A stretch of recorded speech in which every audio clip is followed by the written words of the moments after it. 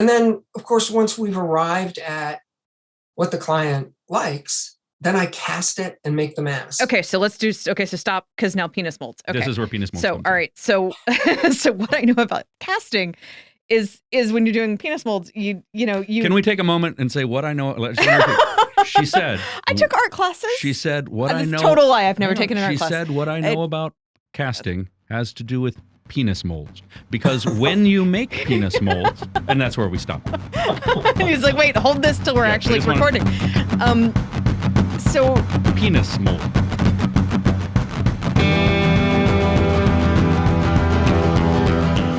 Welcome to the Reinvention podcast. I'm Aaron Anderson, and I'm here with my co-host Tara Cortland. Hey.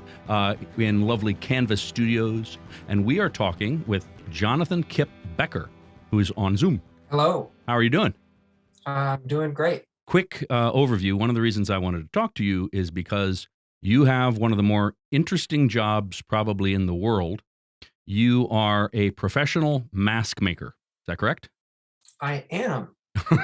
And in fact, you are, and I was trying to explain this to Tara, and we watched some videos on the way over. You are probably one of the leading theatrical mask makers in the world. Is that also fair to say? I mean, we're going to say that. You may as well say that, because we're going to say that. Yeah. Okay, well, I'll say that. I mean, I have a number of colleagues who are quite extraordinary. I don't know that anybody's doing the volume of business that I'm doing, and that's just because I have a really good friend who's super great at like making my website work properly. Okay, so you have so you'll think about this in terms of aesthetics. You're not gonna say you're one of the best aesthetically, but you will admit that you have probably more volume of theatrical masks than most anyone else on the planet. Yeah, that's probably fair. Yeah. So, and this is the bit that I really want to sort of start with. I have a question first. Yeah. Is your house really creepy? Because now, like, when you said you have the largest volume of masks in the world, I'm picturing like somebody walks into your house and like the lighting's dim and there's like creepy faces staring out everywhere. Does your house look like that? He does have a lot of masks in his house. I mean, there are a lot of masks in the house and in the studio. You can see some behind me right now. But I would say no, it's not creepy. I mean, for me, masks are not creepy. The one with the horns, the animal skull thing going on behind you with the horns is a little creepy. It's not creepy. That's awesome. It's super awesome. This mask over my left shoulder here, that's a buffalo skull. It's a combination of some mask designs from multiple different continents. There's a dragon over my other shoulder. That dragon is really cool. Yeah. A more recent addition. They're not creepy. They're awesome. I'm just saying, if you walked in the dark and like turned the lights on and there were, well, I've also been to his house, and he is a magnificent host. So his house is also going to be full of wine glasses and plates and fine cheeses, and I'm serious. So the food and booze are good. He's a legit wonderful host. So here's the question. I have this test when I get on an airplane and somebody sits down next to me, and I have to decide, and they say, what do you do? And I have to decide if I want to talk to that person or not. Because if I say, well, I do theater and I'm also in medicine and I teach stage combat, right? The whole rest of the flight is about me and them trying to figure out like, what the hell? And there's that. Or I just say I'm a teacher and then they go, oh, and they go to sleep. But when you're on an airplane and they say, what do you do? So, okay, so you're on a plane with Tara and she says, what do you do for a living? And let's assume you do want to talk to her. He's going to make something up, so we go to sleep. Like, I write technical. Like, how do you explain it? I mean, I say that I make masks for live performance. They ship all over the world. A lot of people don't really understand what that is, most especially Americans, because we don't have a masked tradition of performance in our country, because we don't have a culture or a mythology that unifies us. So we don't have masks in our history and in our spiritual practices, unlike many other countries and cultures in the world. But it's usually a relatively short conversation. Is that because they get lost really soon? Once I'm done saying that I make masks for live performance, and they're like, oh, well, what, have I seen any in a movie? And I'm like, right, because I'm going, oh, Lord of the Rings, did you do the orcs? Right. Yeah, and you're like, no, and then I'm like, fine, I'm going to sleep then. Yeah. That's correct. Yeah. That is correct. Yeah. Because unless you've seen that indie movie with Robert De Niro, which I can never remember, The Humbling. That's what it's called. It's called The Humbling. Okay. In which he's got one of my masks that actually lasts for more than a half a second in a scene. But other than that, you're not going to have seen much of anything that I've made in anything large and commercial. So people don't really understand what they're for, in large part because, folks have never really experienced masked performance in many ways. Right, but that's in America. You did mention that this is in America. So, Yeah. are there other places in the world where masks are less, I don't know, hard to explain? Well, I mean, certainly in a place like Bali, Right. where they're integral to the spiritual practices and the daily life of the people in Bali. The Balinese don't actually have a word for art because art and life are the same word in their language, and the masks are part of that spiritual tradition. And so they're, one wouldn't have to explain that in any really Asian culture because the masks are still a very big part of the traditional performance that you would go see. I would say, in most European countries, people would know what I was talking about because of the Commedia dell'arte, but also because of the traditions, the contemporary traditions of mass performance that were started in the 20s, really, but then carried on by and sort of promoted by the students of the Lecoq School. So the full-faced character mask, half mask, that kind of stuff. And of course, you've got the traditions like Carnival, which are very mask-centric. And so people really sort of have an understanding. For many cultures in the world, masks are not creepy. They are. You never live that down. I know. I shouldn't have said that. They're an expression of spirituality or expression of celebration. They're not considered something that hides, but rather something that reveals. For us, we think of them as creepy because the cultural masks that we have in common are masks like Darth Vader and Freddy from Friday the 13th. Right. Yeah. Oh, that's These right. are the masks that we recognize. I hadn't thought of that. In the United States, especially in the cinematic tradition, if somebody's wearing a mask, they're bad guys. They're bad guys. It's bad guys. That's are right. masked. They're Orcs. the bad guys. Yeah. That's what I'm coming up with is the orcs, right? Yeah. Well, and we don't have a clowning tradition in the United States either. No, because clowns are scary. Because clowns are, in the United States, clowns are scary. No, but we did. But I mean, when you were talking about masks, and I was going, where do you sell that many? And I went, oh, Mardi Gras. Right. Right. She did. So that was the only thing I could come up with, right? Mardi Gras, everyone needs a mask. She keyed in right away on Mardi Gras and Venice. Venice. I've been to Venice. There's masks, right? In all the stores. That was it. Yeah, I've tried selling masks at Mardi Gras, but the mask shops in Mardi Gras don't want to carry my masks. I sent a whole bunch and they got sent back. So, I've not had much luck trying to get into those types of markets. Is that because people want like cheap Walmart masks, or is that because they have their own local mask people who do local masks? In part, it's both, although I have a number of colleagues whose masks are carried in some of the shops down there. I think it has to do in part just it's cost-wise, because when tourists come to New Orleans for Mardi Gras, they go into the shops, and what they're typically buying are masks that are very heavily designed in the theme of say Carnival, like the Venetian masks, but those masks are mass produced in third world countries, and so you can pay $10 to $15 a piece for them.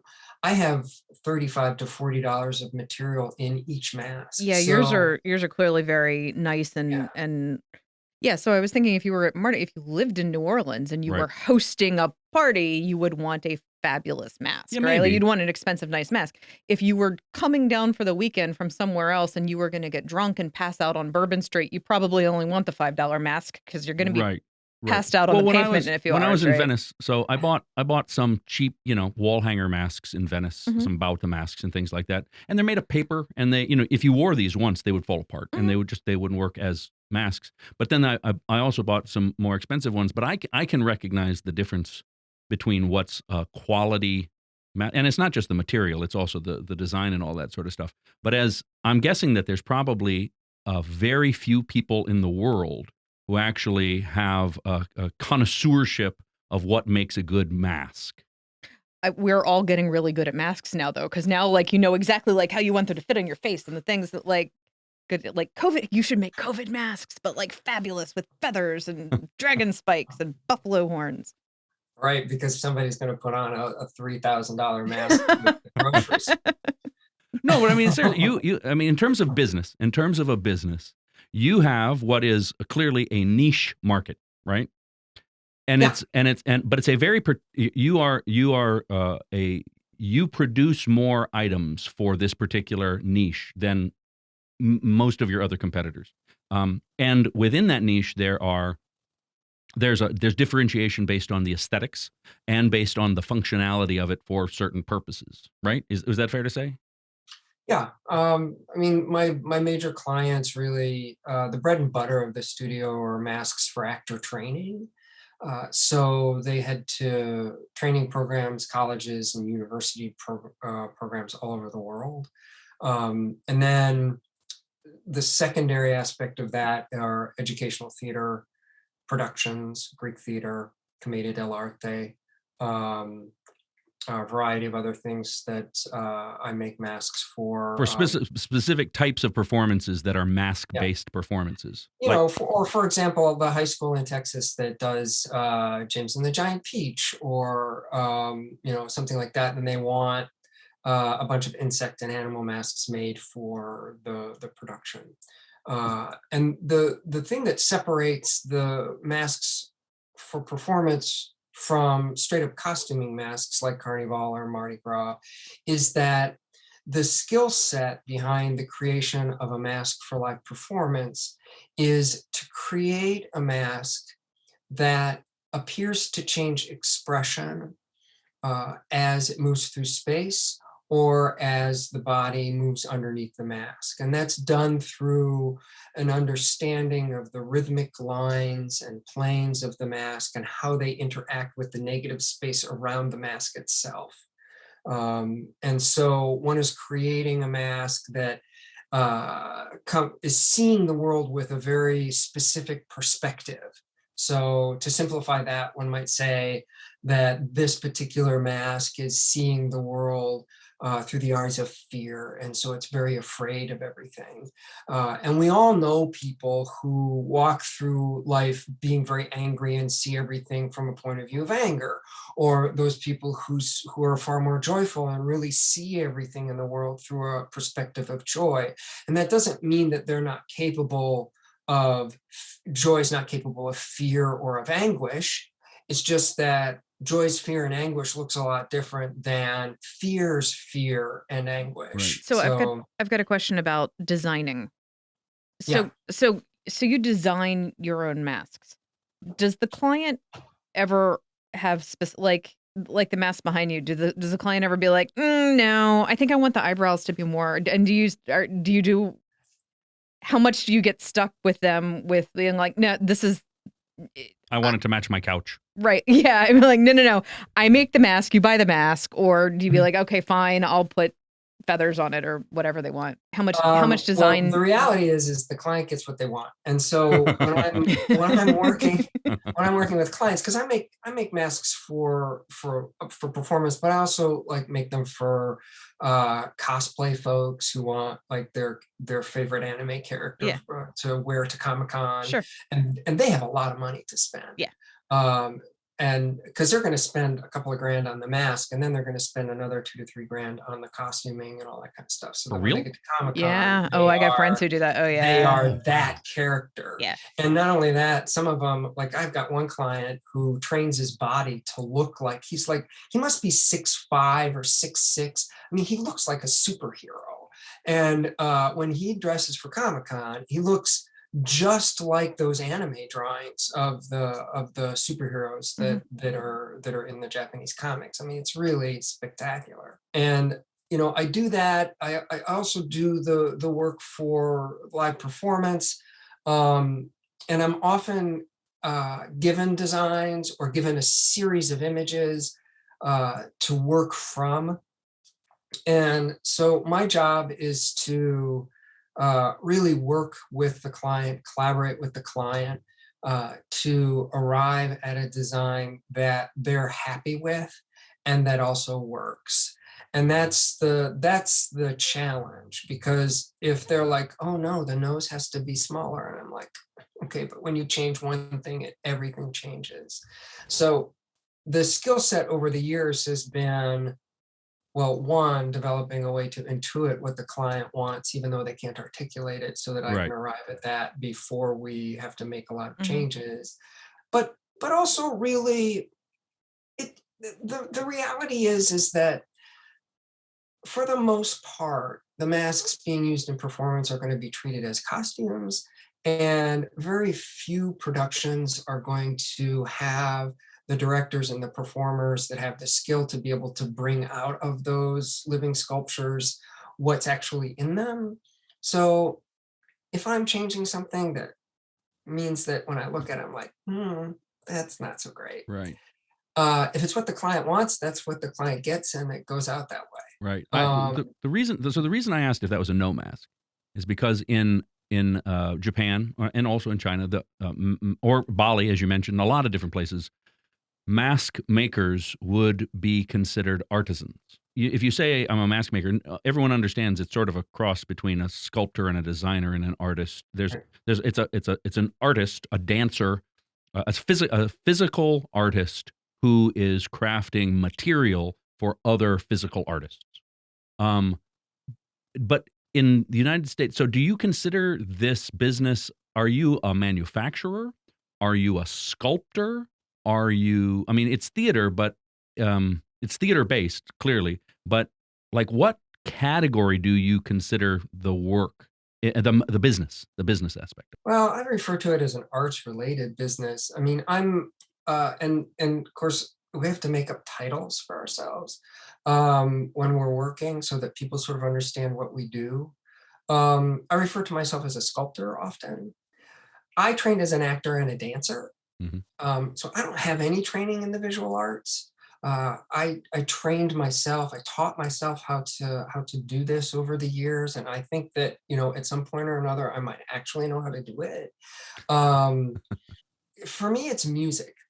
It's music and it's movement, because it's about rhythm and space, captured in rigid form and stillness. I have a business question. Yeah. Okay. So how do you sell enough masks to do so if I'm a school of acting, right? Yeah, How many masks? I mean, because I buy a whole bunch of masks from you, but now I yeah, have them, right? yeah. And even if I'm like a major Broadway, if I'm like performing like Phantom of the Opera on Broadway, so I've got like a Phantom of the Opera mask, and it maybe a really high quality, really super expensive hand designed masks, and maybe I need a couple of backups, but You want it to n- last a while? Yeah. right. But now I've got it, right? I don't I I, don't need to keep buying them over and over again. Like I, how do you yeah. keep This is coming up with this is market? well, this is the problem. And this is a problem that I ran into in a big way probably 3 or 4 years ago, and the business really started to drop off. And if you look at my client list over the past 20 years, it really is every major training program on the planet, or I would say almost every program on the planet that uses masks to train actors 50 has at countries, right? least some masks from my studio. Yeah, there are masks in over 50 countries at this point. And the problem is that when I set out, I was like, oh, these have to be like super high quality and they need to last forever, because, people don't have lots of artists don't have money to spend. Yeah. And it's a crappy business model, because you're supposed to like have planned obsolescence where things fall apart in a few Right. years and have to be replaced. Right. Right. You gotta make the phone So battery that I die don't, every other year, so you Right. have to right, yeah. yeah, but I don't, this isn't me. This is not a way that I operate in the world. I'm a really bad business person, because it's never been about money for me. And so I've now I'm beginning to expand some of the things I do in the studio because I feel like, well, I've learned how to sculpt, so maybe I should like start exploring the fine art collectors. And you've had some exhibits, right? You've put on some exhibits. Yeah. So, I mean, it's a thing, but like COVID, oddly enough, aside from the fact that I spent almost a year with no income, has suddenly emerged as a great seller of masks for the classroom, because programs that could only afford, say 6 neutral masks for their acting classroom now need 24 of them because they have 24 students. Right. They've all and got they're taken not home. sharing They can't masks. share the masks. Yeah. Okay. I did that. I So- bought some more masks in order to be able to teach this during the pandemic. My kid's taking fencing and they can't share fencing helmets. Right. Everybody needs their own helmet. Yeah. Okay. Right. I got it. Yeah. So suddenly there's a little bit of a boom in business, Okay. which I'm really enjoying. And, I mean, there are countless training programs across the world. And what's interesting me right now is that there's a huge growth in high schools buying masks for actor training for their acting classes now. So if this were a business class, we'd be talking about expanding your audience segment or your client segment, right? Different segments of the marketplace. Yeah. I mean, yes, we would be. And I struggle with that on a daily basis in terms of trying to figure out how to create a sustainable future for the studio that actually provides me with an income where I can actually afford, decent health insurance, and one day might like actually be able to step away from the sculpture stand before I drop dead standing there. Right. And so I've begun to think about it in different ways. The difficulty is that, of course, we're living in late stage capitalism, and the internet has become almost impossible at this point because of the challenges of search engine optimization. Yeah, you mentioned that they changed the algorithm so that you now have to pay a lot of money in order to come up on a search. Is that right? Yeah, I mean, Google's changing its algorithms on average twice a day. Oh, That's what's happening now, and the only companies that can really keep up with that are Amazon, Walmart, Target, Home Depot, these gigantic corporations, and they're actually the players that are setting what the game is. So you have to have mass popularity in order to actually maintain any kind of SEO. And social media is structured the same way in terms of the social media marketing.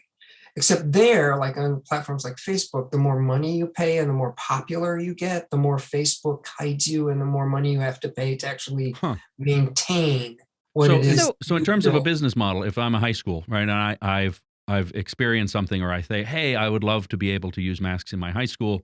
They don't know about you. They have to find you on the internet, and you're saying that it's very difficult for them to find you. Does this actually, this is more of a capitalism than a mass thing, but does this actually revert society's spending habits back to more of a small business local model where it's actually your word of mouth and your reputation, because it is to you some can't extent get through the mass marketing search engine, so it's now high schools telling each other. It is to some extent, but it also means that if that high school types in theater masks, it goes to Amazon. It goes to Amazon, but you don't instead of want to your him. theater mask from Amazon. You know that. You want to find a Yeah, mask but I don't know if maker, they so do you're know so you got to get your recommendations from different high schools. You know what I do mean? they- Like it's more. Yeah, there's a certain It's amount more of that. reputation. There's a certain amount of that. And of course I do bulk mailings, and I've been around for a long time. That's helping me. I have a lot of repeat business now. I should have sent out a newsletter yesterday and didn't get around to it because I had a production company that was filming something in Georgia call yesterday, and they're like, can we have these masks next Tuesday? And I'm like, but they have to be made first. But of course I said yes. So this company calls you and they want some masks. So how many masks do they want? Just yesterday? Like how many? Yesterday, 4. They wanted 4 of them, and the question was, can we return 3? And I was like, for real? because they only need 1, but it's like they want them on the set so they can try them out and then, send them back. So I'm sending them 4 custom made pieces, and they're going to send 3 of them back to me, and I will refund them. Holy Wow, shit. okay. The margins on So, your business suck. Yeah. So wait. Well, Mhm. I The guess time margins Okay, suck. yeah. So do they want custom made masks, or are these like they've seen something and they just want you to like remake those things that you've already made? These are existing molds, Okay. and in days gone by, pre-pandemic, Uh-huh. I would have had them in stock. Okay. I would have had those masks hanging on the wall. So you but could I'm have just not shipped them keeping out, any- but now you can't. I'm not right? keeping any Okay. stock. But so you've I already have made that- the mold, so you're not designing. So if I want, Correct. so if I'm a company and I want you to send me 4 masks, but I want to tell you what they are, so I don't need them next Tuesday. I want to start from the process, and I need a mask of Aaron's face, and I need a mask of a dragon, and I need an orc, and It's the same thing. I need, All 3 of those all things are those the same things, things. right? And then I want one that looks just like you. I want your face. Do you draw them first on paper? No, because like, I show don't me. have any skills. I don't have any skills as a visual artist. So how have do to I do it- how do I get to see what this is going to look like? Do you I'm make the going- mask and now Well, I see first it? of all, if you want to work with me, I'm going to give you an estimate. Okay. I'm So gonna- what's my I'm estimate? I'm going to draw up an estimate. What's my estimate And- for a mask that looks like Aaron? I just want one. I want one mask It's that the looks mask like Aaron. of handsomeness. For example, I just sent an estimate like 15 minutes before we started our Uh-huh. Zoom. So I sent an estimate out to a guy in the United Kingdom. Mhm. He wants a lion, a very architectural lion mask that Mhm. has LED rope wrapped through it, because he's like an EDM DJ, and Okay. so he wants it to glow when he's doing his DJ work, but it also has to be a mask that looks decent when it can be seen. I'm right? impressed that they're running nightclubs over there right now. Yeah, yeah, yeah. Okay, yeah. So the estimate for that piece was $1,250, Okay. and that includes the integration of the LED lighting. That's for And we 40 should point out that anyone who's listening to this and wants to buy masks, there are a lot of masks that cost considerably less than that. They're less than $100 Yeah. for really good Yeah. masks. Yeah. Yeah. Okay. I mean, if you're buying stuff out of the molds in stock, I think the least expensive one is probably $75, and then the most expensive one is probably right now, at least the masks for performance, like $265. So if I'm going to buy this $1,250, so you're designing this mask for me for my nightclub DJ thing with the lights and the lion. Yeah. You're not going to make that mask for anyone else, right? Or is part of my deal that this is only my mask? I have my own mask. No one else ever gets this mask, or do you now get to resell that mask? If you want exclusive rights, it's going to cost you more. Okay. So for me, so it's you like might a photographer. Sure. I own the negative, so Uh-huh. I can make copies out of it afterwards for Got other it. people. Okay, so you might resell this mask. Okay, so now like I've agreed on the price and we decide what this looks like, but you're not sending me drawings because you don't draw. Do I see a mask before it's completed and I send you money, or? Well, it's like building a house. Okay. So I'm gonna draw the estimate. Uh-huh. We agree that we're gonna do the project, and then you send me a deposit. Okay. For me, it's half the amount of Okay. the build, and then I sculpt. And when I have a sculpted piece ready, Mhm. I take video and still imagery of it, And you sculpt in and clay. I email that to you. Okay, so now Sculpted in clay. okay, Mhm. and then I see it and I approve that and say I like the Yeah. sculpture. Or you ask for me to make changes. Okay. And then I make changes. Okay. And we go back and forth on that, because I just finished another piece for a client last week where I think we probably had 3 or 4 back and forths Uh-huh. in terms of changes being asked for.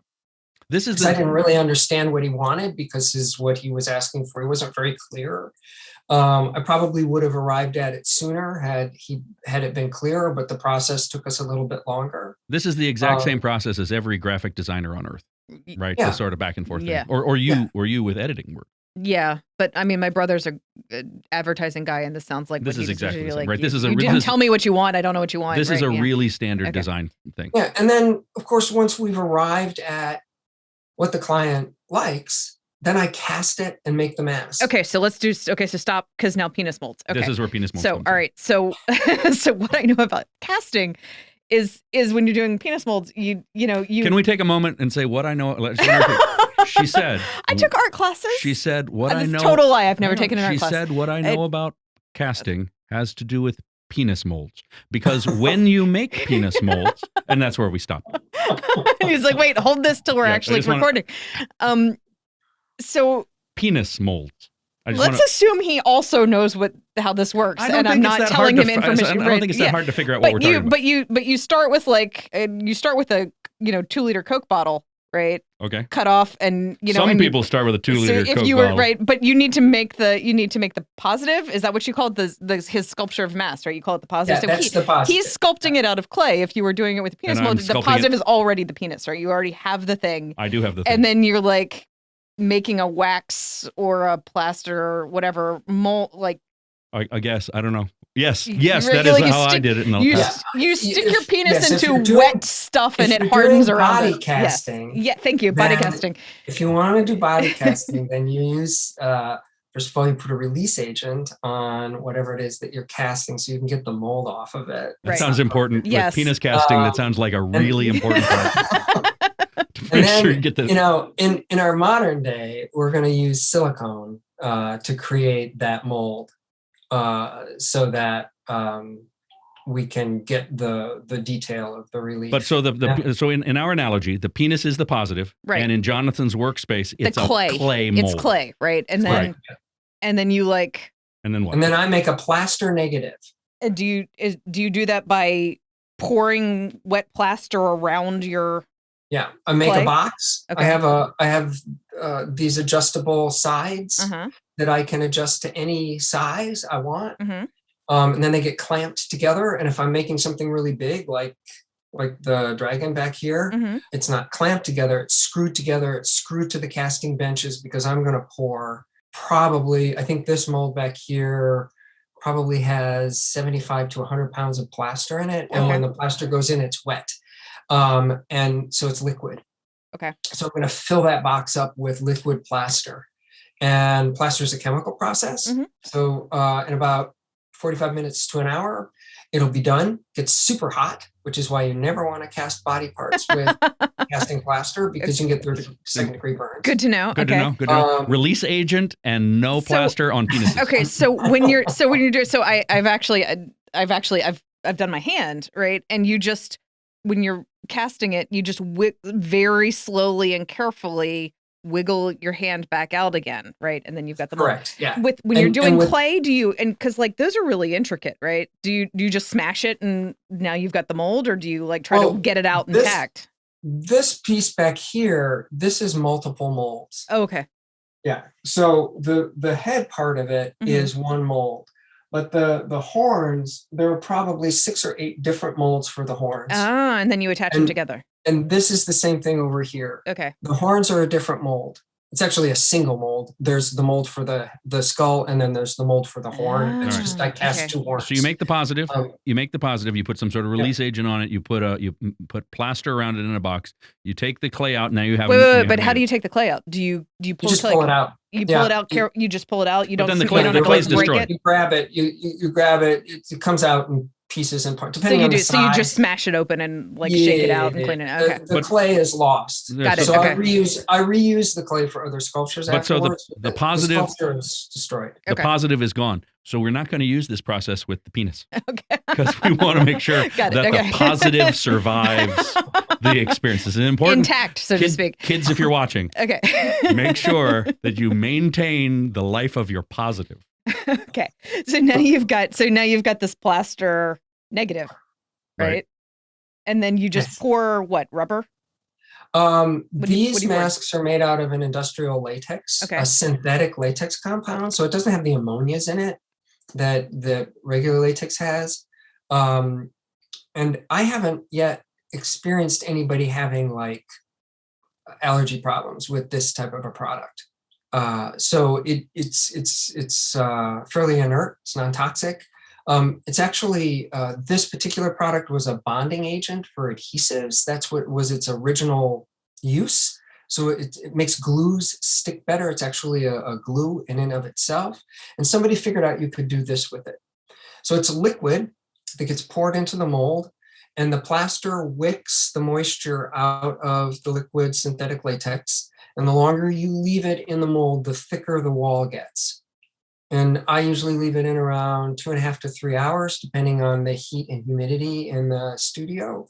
And then the liquid gets poured out, and that film is inside the plaster positive. and it cures for, if I'm doing an air cure, I let it sit in there for 8 to 10 hours and then carefully remove it. It's still very soft and pretty floppy. So it goes onto the curing shelves. If it's a larger piece, I stuff it full of plastic bags and things like that, so it keeps its form, so it doesn't collapse on itself, because as it cures, it'll get rigid. And not completely rigid, but fairly rigid. But enough that it could change its fundamental shape if it dries squishy. Yeah, if when it comes out of the mold, it's really soft. So you have to make sure that it's sitting properly when it's curing. And I have lots of shelving that have fans on them if I'm going quickly. Like yesterday's thing, I poured those molds. I got fans on the molds right away. In 3 hours, I very carefully removed these super soft masks, trying not to damage them, and was mostly successful. And then got them overnight underneath the curing fans, and then this morning trimmed and sanded and painted them and got them strapped and padded and boxed up and off to the UPS store. So I can accelerate the process, but usually like a comfortable process is about 3 days from beginning to end, depending on. And you paint, and so you, and the ones in the back behind you, you have to assemble and put them together. Yeah, this is a much more complicated process. Sure. because they have to be assembled, all the pieces and parts. And then you paint them, and I mean, even across the video, I can tell that those are very intricately painted. So you've clearly got a lot of skill as a painter in addition to sculpting, right? Yeah, these back here, there is a shadowing that happens with the masks, but these have color washes on them.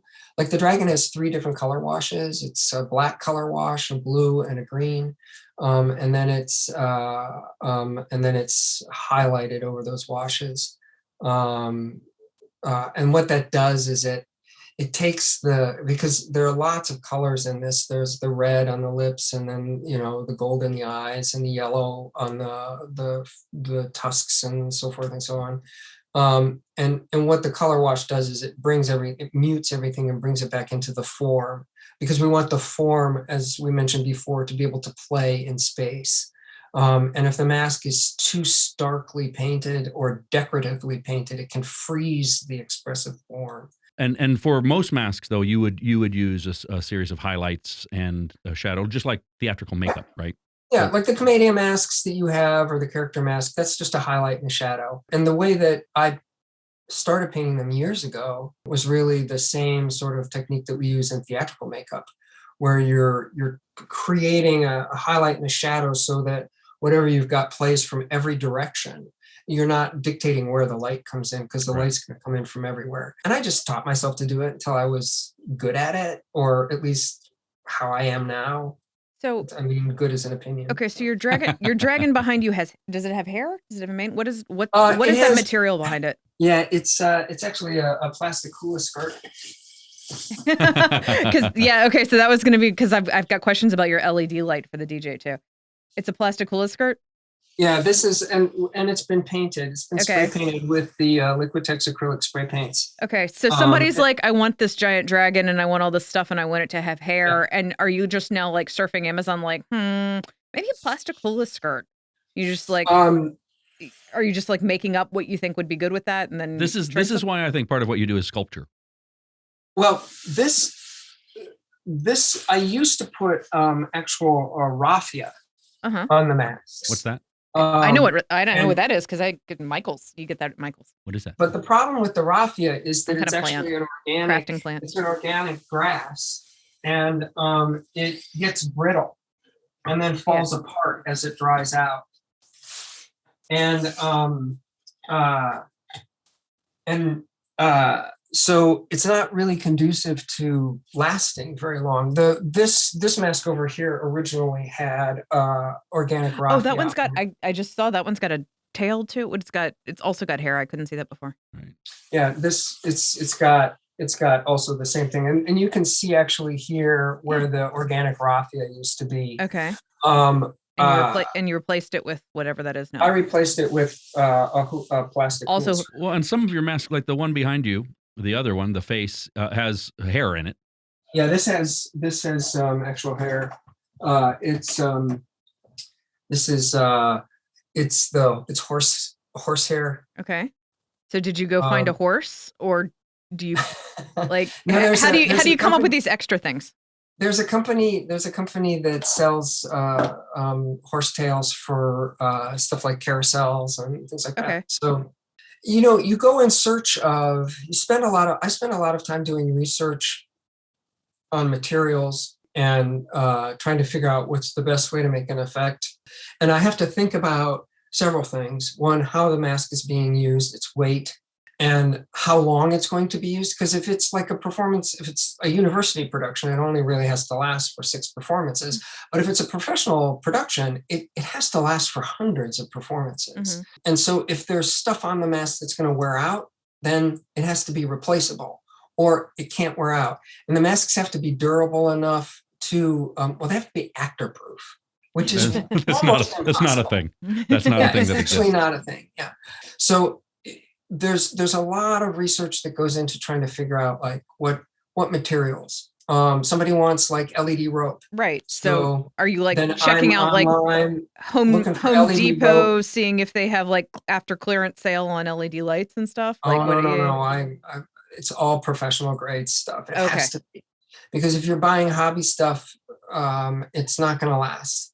So you've got so you're looking at other theatrical artists. Yeah, and who I are have making friends. stuff. I have lots of friends in the industry. So you also are not relying on the Google SEO to find your materials. You're using the word of mouth and the recommendations of other artists. Because if I I'm just really saying. need like to program LEDs, I'm going to call my friend Marcy, and we're going to sit down, and she's going to be like, well, we have a controller, I think, that we could rob out of something, and then we can play with it and see like if this is going to work. And I'd love to work with you on that project. I'm like, oh, okay, great. So can I turn this back to the business thing? Because I want to sort of wrap this up, mostly because the business aspect is the main thing that I wanted to talk to you about. And it's okay. And well, it's incredibly complex because your margins must be very thin, right? Especially time. So some projects, like a custom project, is going to take you more time, so you're going to price that into it. And other things that you're going to have in stock, you can bring the price down because you're going to be able to move some volume. But predicting what that volume is difficult. Yep. So I know that some of the masks have eyebrows that are made out of the latex, and you have some that is with the horsehair and other things. So there's a range of products and prices that have to do with what you can do in-house, and also sort of subcontractors, right? You have to figure out suppliers and subcontractors and a lot of things. And you are spending a lot of time. You are essentially a small business that is linked to other businesses, right? You have to source your plaster. Yep. And maybe sometimes that isn't available locally. You've got to figure out how to drive 3 hours out of town to find them. Oh, that's always what I do. When I get neoprene for the masks, I do a 15-hour round trip drive to Chicago. Did you say 15-hour? Yeah. Is that because it's cheaper in Chicago, or just because because there are only 3 suppliers for this product in the country? 2 of them are in Chicago, and 1 of them's in the Pacific Northwest.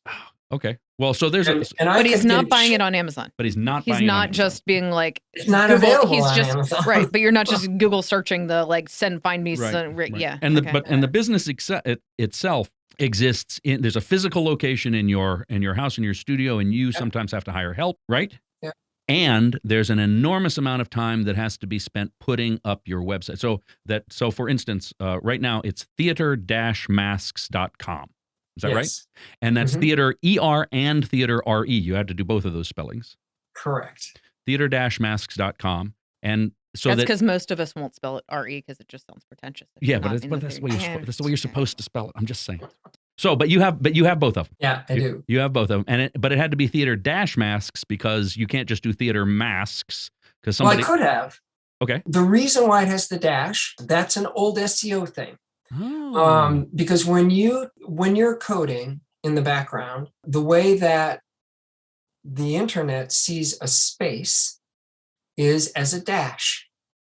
So you don't type, when you're coding in the background for the website, there's a dash between everything. So if someone Googles, if a high school student Googles theater masks and they put a space in it, it'll link to your spot. They're typing in the name of my website, even though they didn't put a dash there. Aren't you clever? that was, and that's, I mean, that wasn't my idea. That was Andrew's idea. And that worked for us really well in the beginning. Does that And SEO I, still work? Is that still a thing that exists in the internet? yes, it is. But the thing is that because Amazon has usurped all of these keyword terms, theater masks now it's difficult. And also because Google has decided to give everybody a quality experience, they're going to redesignate a lot of keywords as being about history and information rather than about product. So it's gotten very complicated. And I own theater masks, one word.com.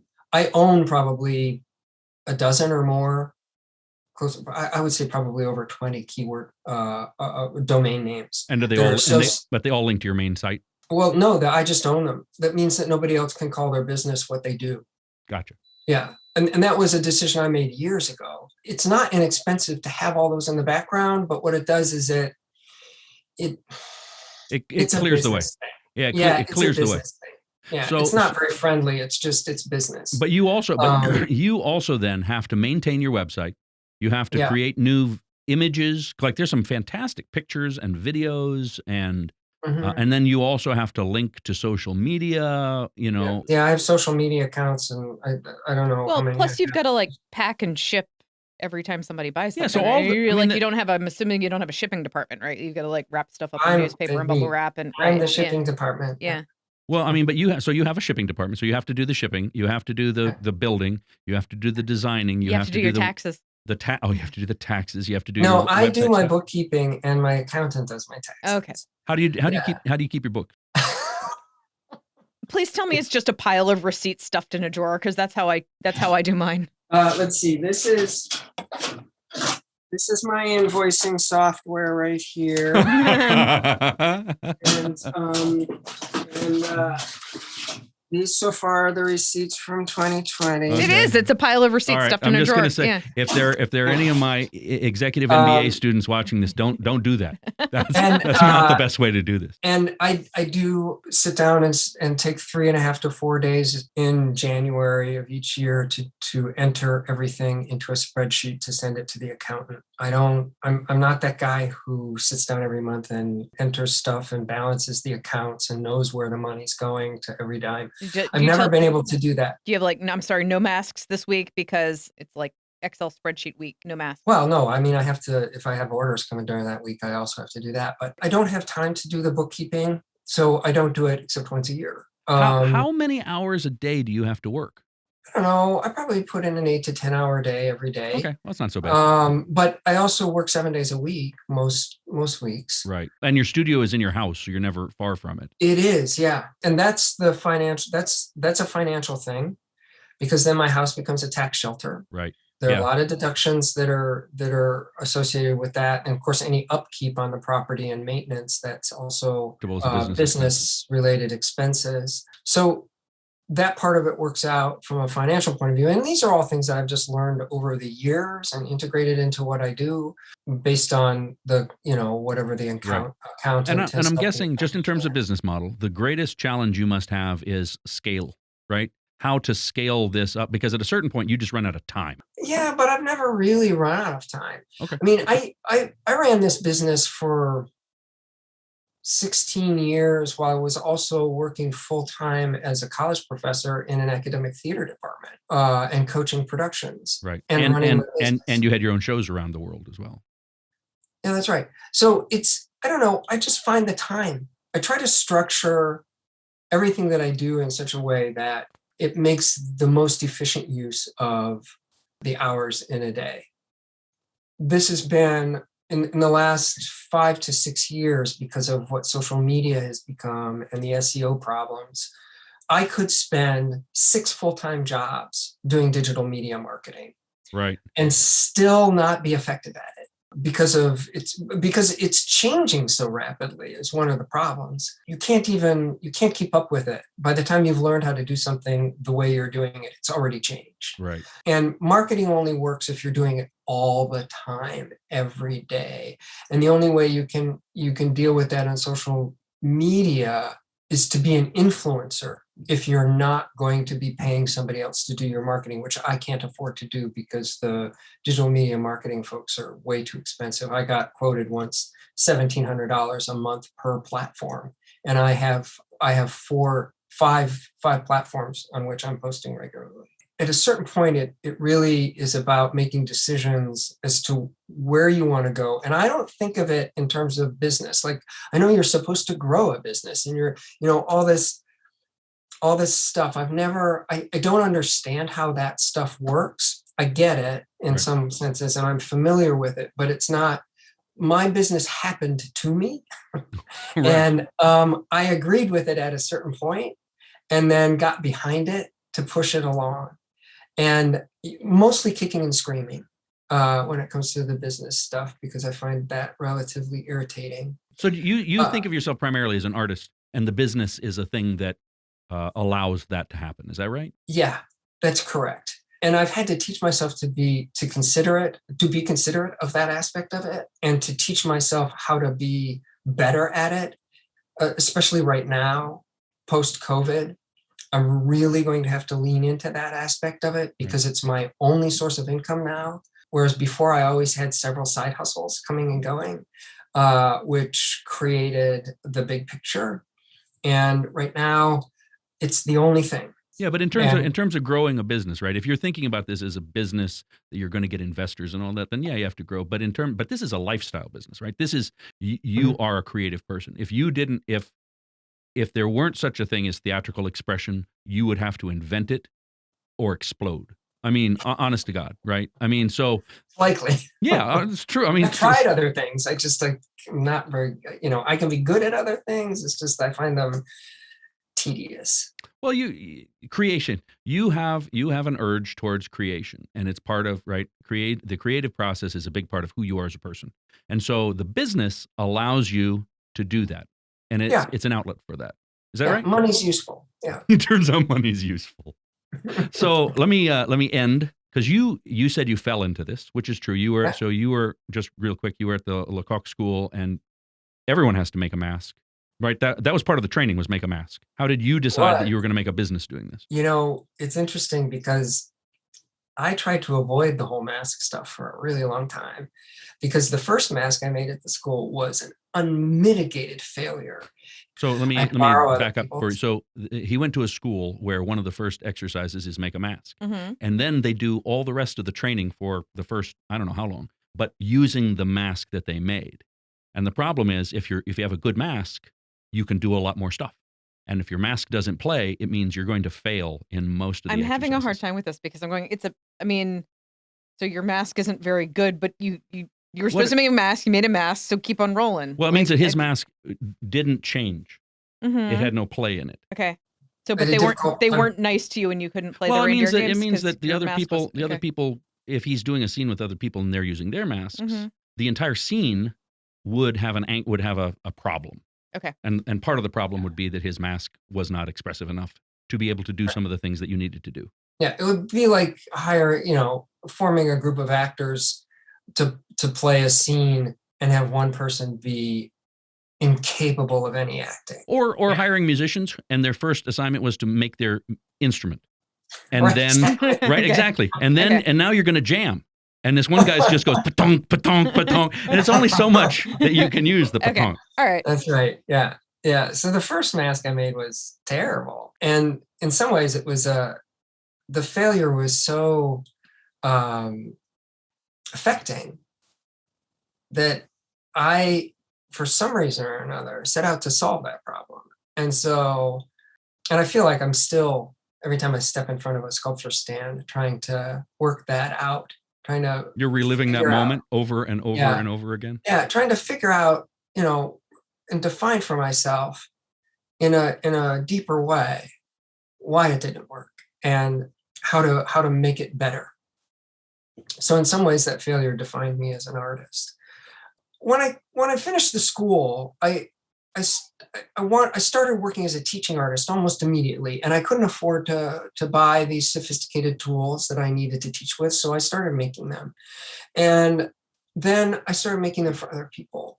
And then I was on tour with a company For many years, the vehicle for performance was masks, puppets, and magic and big illusions. That was the sort of the motor that drove the stories that, or the style that we were telling stories in.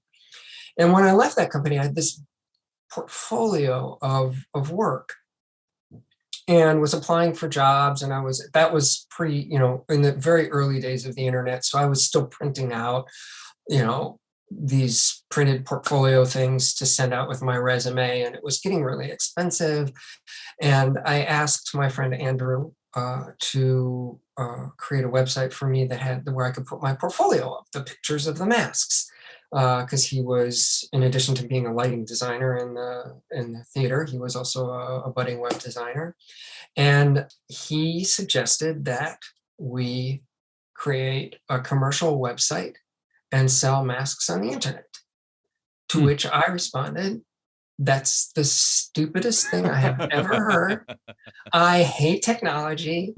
It just drives me nuts. I can't stand the internet. I am not doing that." And we argued about this for a good month or more, and he won the argument, and I wound up with a very successful international arts related business. The site kept growing, and in 2007, I was making so many masks, I was wrecking the house that I was renting, and I had a decision to make. Either agree with the fact that this is something that I do and that it is a business, or I have to give it up entirely because it can't be done halfway if the website's going to sit there. Right.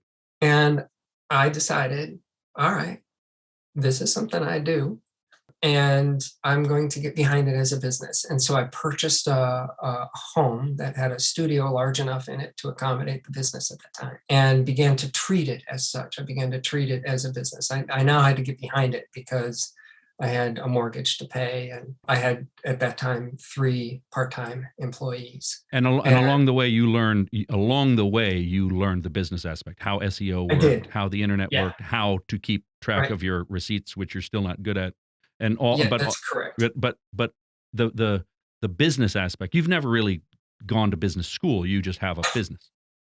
No, I just have a business. And here's the thing, though: if I'd gone to a business school, I would never have been able to do this, because it doesn't fit into that mold.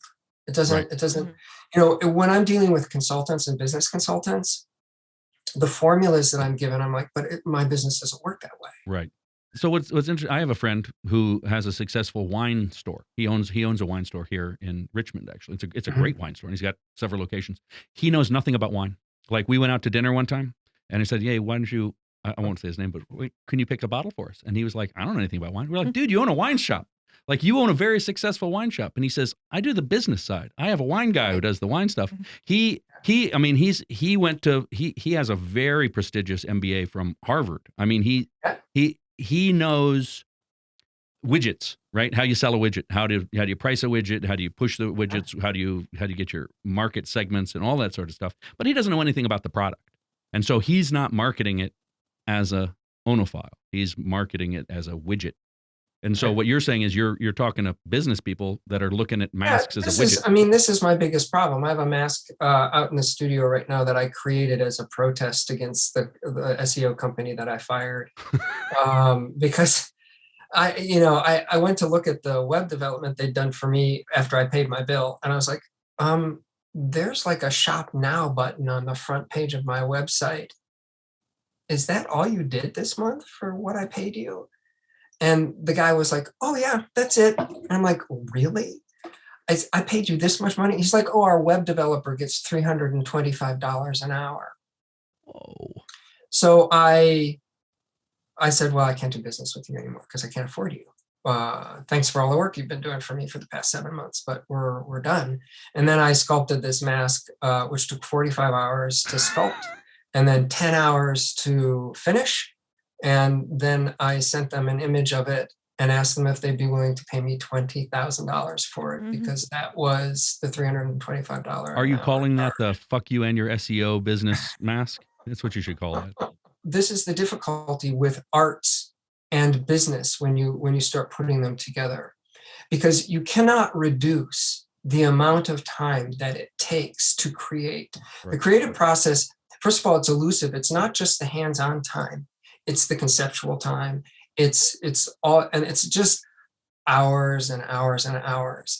And not to mention the amount of skill that is necessary, which and the is years it takes developed to build over that skill. years. Yeah. Yeah. And so there's no way, like I pay the plumber $100 an hour to come fix my toilet, but I can't charge more than $45 to $47 an hour for my time. And that labor charge includes also my overhead costs. So it's not just the labor. Right. So every person who crafts non-professionally gets this, because you make something, and like I crochet, and and I make things and little stuffed animals and stuff, and people are like, that's amazing, you should sell these. And every crafter knows you cannot possibly sell anything for the amount of money that you would have to charge you'd be paying yourself $1 an hour. Right, exactly. Like this would be an $800 Afghan, right? If I was to sell my Afghan, it's no one's going to pay for it. So you have art, right? So, but artists can sell their art, right? Right. A few of them can sell their art. You're like a combination of craft and art, right? Like you've created a crafty thing, but it's also art in which you have managed to now make a living. You actually managed to sell the things that you make at a price that's worth it to you to make it. Right. And So, that's very unusual for people who do, The production molds are the income, because there's where I can price a piece and sell it in volume, and I earn money. The custom work, I don't really earn any money off of. I mean, not in a contemporary sense, in terms of like what, like even what a college professor earns, in terms of the like the salary plus benefits and the retirement match. And plus being able to go home at the end of the day and and be done. Yeah. Right. It's an it's an avocation, is that what they say? Yeah, avocation. It's, yeah. It is really, it's a life. And it makes sense when it feels like it has purpose. And then in times when that purpose evaporates, it gets really difficult. Right. But I mean, you should remind yourself this every day. You are making a living doing a thing that is artistic. I mean, that fulfills some part of you. And it is very rare, as you said, Tara, right? A lot of artists do art. My mother was a great painter, and she worked her entire life and never made a living. She was great. She was, his mother did beautiful art. art. She won awards and all sorts of stuff. But the difference between making a living doing art, and even doing good art, it's not the same thing at all. I had a colleague one time, and her husband was a painter, a professional painter, and I'll never forget this. He had a conversation with some people in art school, that they realized that all the people in art school, probably him and one other guy, were going to be able to actually make any money at this ever. And he realized that meant that all the other people who were in art school were essentially subsidizing his tuition. Well, I mean, he said, because you couldn't have an art school. Right. You couldn't have an art school where you had 2 students. I mean, you just couldn't. It would be too. So that the whole business model of art school is that you have students who subsidize everybody else. I mean, I cannot believe they let you actually talk to prospective students at the university and their parent. Like, I do actually. You're gonna have to cut this part out before VCU. No, because I think it's honest. I do. I tell prospective students this, or new students. I say, look, the whole look around thing. Look to your left, look to your right. Yeah. But I say, who are you? Which one are you? And the only one who can make that distinction is you. Right? No one else is going to decide that you're the right one. Right? Well, I also, what pops up in my mind too about this idea of success, and I look at like the hours that I've invested in like where I'm sitting right now, and my ability to navigate the catastrophe that was this past year, really has to do with a couple of things. One, first of all, I believe nothing is impossible. I also believe that we make our own opportunities. You say yes to everything, and then you start working. You take action, and you never stop. And a lot of things that you try, you complete them and they go to the side, and they're part of that path that develops as you go down it. But you just keep working. And if you keep working, something emerges. And eventually that allows you to create some life sustenance for yourself. Meaning. And that, for me, has been an income, earning my living as an artist the majority of my adult life. I've always had side hustles, of course, but in some ways those were research endeavors for what it is that I do now, including the time that I spent assembling electronic parts on an assembly line. Those processes of manufacturing and ways of doing things efficiently exist in my studio right now. And all of that has really focused itself on how it is that I approach what it is that I do and how I do what it is that I do. So here's my final question. This is the final question. If you could go back in time to the you that was failing at that mask, the beginning of this business journey, not your whole journey, the beginning of this business journey. If you could go back in time and give yourself one piece of advice, what would it be? Or, and here's the alternate version of the same question, if there's somebody out there right now who is listening and is considering taking what they're already doing and trying to support themselves with the avocation or vocation of doing it, like what advice would you give to that person? Well, present me would tell past me to chill out.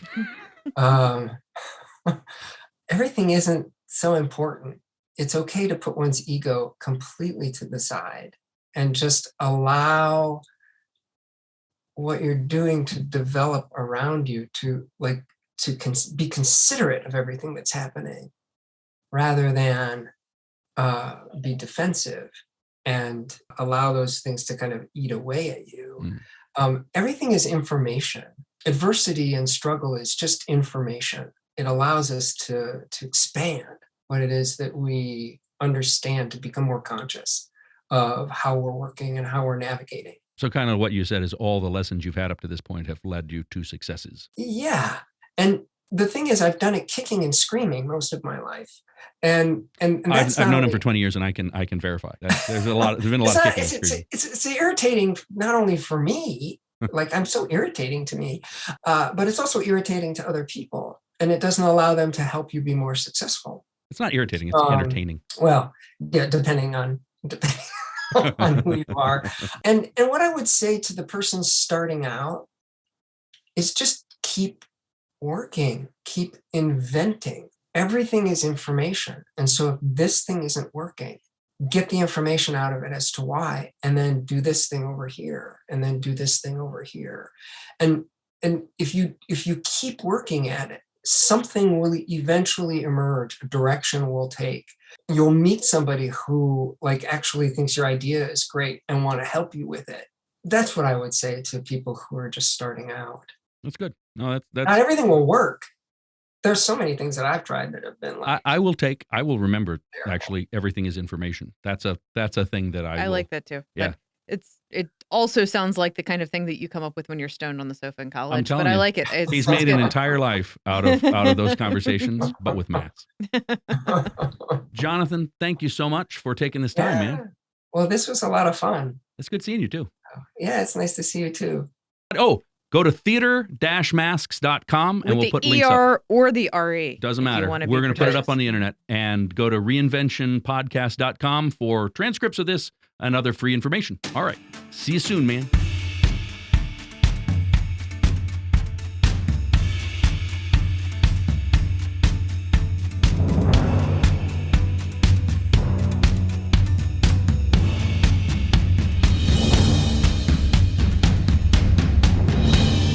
Visit reinventionpodcast.com for transcripts and other free resources.